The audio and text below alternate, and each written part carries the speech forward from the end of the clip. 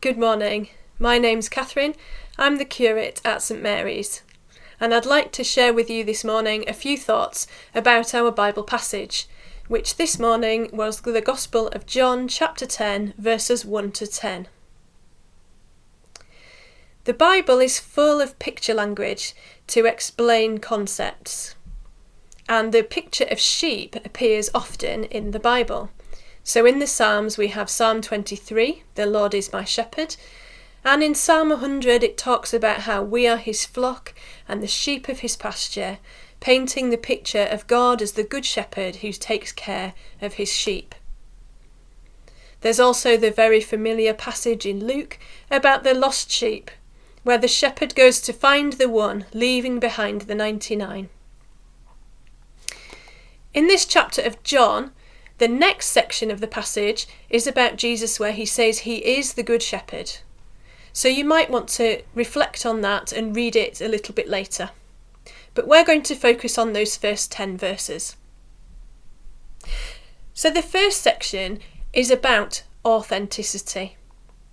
It's about Jesus proving that he is who he says he is. And he begins by explaining what he is not. So he is not the thief and the bandit who come to steal, destroy and kill. He doesn't need to use the unauthorised access of climbing over the wall. Instead, he is the true shepherd, the one who can enter by the gate, who is recognised by the gatekeeper, and the one whose voice the sheep recognise. Isn't that interesting that the sheep recognise not his appearance, but his voice? But the voice is the one thing that, come rain or shine, or even in the darkness, doesn't change. The sheep know the voice of the shepherd.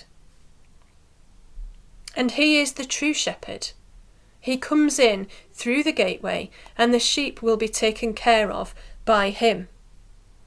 In verse 5 it tells us that they won't follow a stranger because they don't recognise his voice. The sheep know who the real shepherd is because of that voice. So perhaps what Jesus is trying to say to his disciples is that he is who he says he is, that he is consistent with God, that he is God's son, and they can trust him and trust his voice.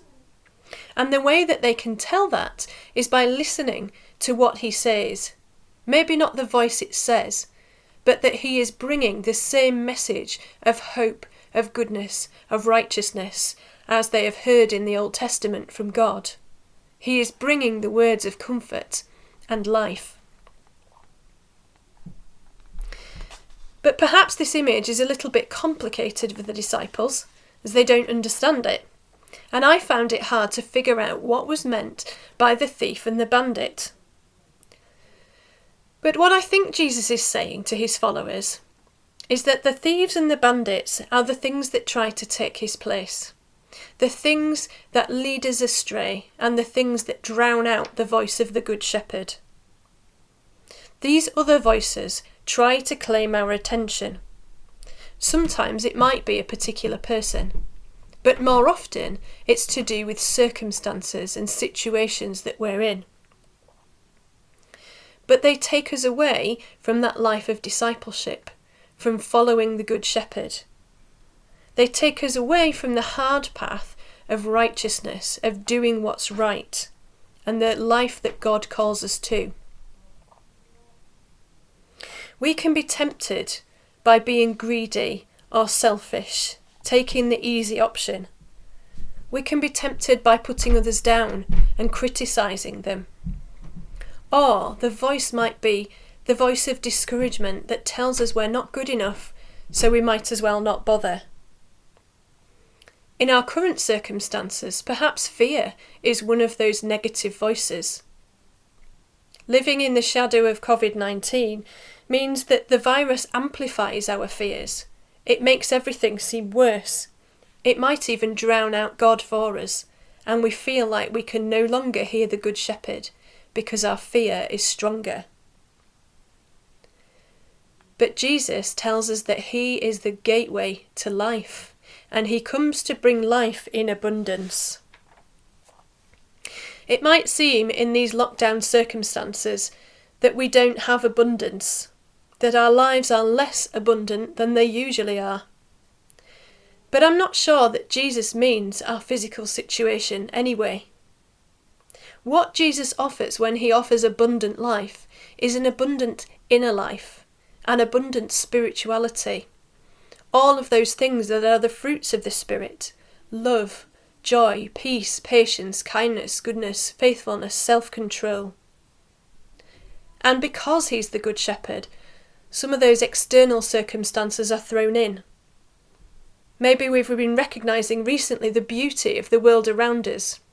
We've had an amazing April with beautiful sunny weather, and all the flowers and leaves are coming out on the trees.